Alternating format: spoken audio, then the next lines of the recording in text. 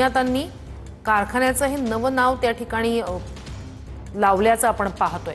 अधिक जाणून घेऊया आपले प्रतिनिधी शंकर देवकुळे यांच्याकडनं। शंकर, या संदर्भात अधिकची काय माहिती आणि काय प्रतिक्रिया या संदर्भात उमटतायत? नक्कीच आपण पाहू शकता, जत साखर कारखाना हा राजाराम बापू पाटील यांच्या नावाने सुरू करण्यात आला होता। जयंत पाटलांच्या कारखान्याकडून हा 2012 साली विकत घेण्यात आला होता कारखाना। आणि आता रात्री या कारखान्याचे नाव बदलून या ठिकाणी राजे विजयसिंह डफळे साखर कारखाना असं अज्ञाताकडून नाव करण्यात आल्यामुळे या जत तालुक्यामध्ये मोठी खळबळ उडाली आहे।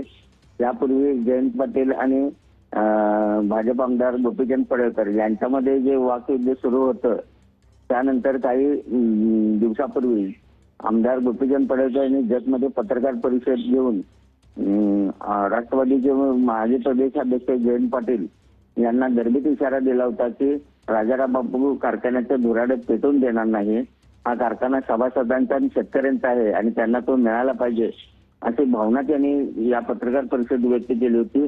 आणि आता रात्री अचानक या कारखान्याचं नाव बदलून गेल्यामुळे सांगली जिल्ह्यात मोठी खळबळ उडाली आहे।